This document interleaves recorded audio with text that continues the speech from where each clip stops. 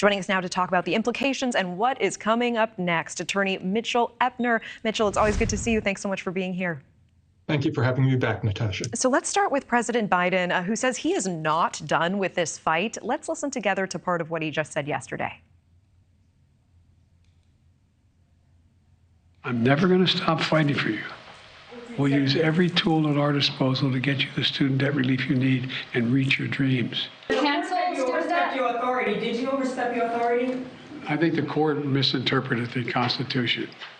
So this ruling impacted 40 million Americans. At this point, in a nutshell, can you explain how Biden still plans to help borrowers? Will it take longer than his original plan, and how likely is it to go through? Okay, so the original plan was to use something called the HEROES Act, which said that during a state of emergency, the Secretary of Education could waive or modify student loans. And the plan was to waive up to $20,000 per borrower if they were on Pell Grants, up to $10,000 if they weren't. The Supreme Court yesterday said that that went beyond the statute, that the HEROES Act did not allow that. So there's a backup plan, which is to use something called the Higher Education Act of 1965 to do basically the same thing. Not all of the details have been released yet, but this is a plan that Senator Elizabeth Warren had been backing even before Biden announced his HEROES Act plan. One thing that we do know is that the Biden administration has announced that they're not going to seek to enforce by sending out to a collection agency any student debt for another year. So there is good reason to think that this will get into the courts long before anybody who would have had to pay would have to pay. Oh, that's really interesting. Okay, so right now Americans owe $1.6 trillion in student loans.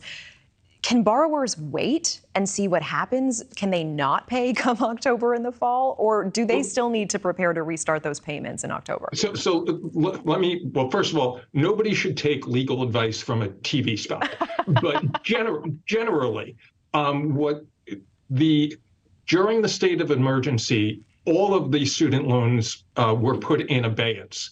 And that ended with the end of the state of emergency, and payments are supposed to restart shortly in the fall.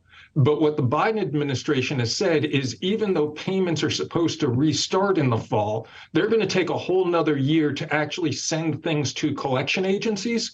So the till will be running during that year unless this new plan is put in place, which might stop the whole process again. But people would not be put to the point where they would have a collection agency coming after them to pay their student loans. Okay, important distinction. Thank you for making it. I do want to get to the other big ruling, the court saying that a website designer can refuse to work with same-sex couples. What kind of changes could this lead to across the country? Okay, so this ruling was a test case that was created by some right-wing religious activists who put forward a woman who said she wanted to create a website to create websites for wedding couples, but only for traditional marriage, not for same-sex marriage. And the Supreme Court yesterday ruled that because this would be compelled speech in violation of the First Amendment to force somebody to create a specialized, bespoke website for a same-sex couple, that she was allowed not to do that. And the Colorado law saying that she had to provide this particularized service could not be enforced.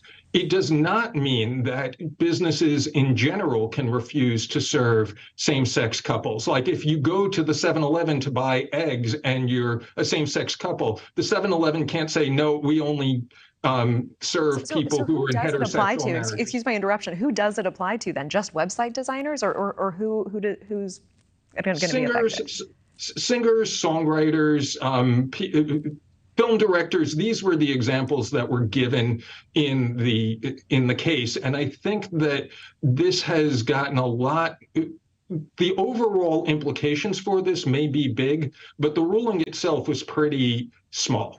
Thank you for watching. Go to newsnationnow.com to find News Nation on your television provider. And don't forget to click the red subscribe button below to get more of News Nation's fact-driven, unbiased coverage.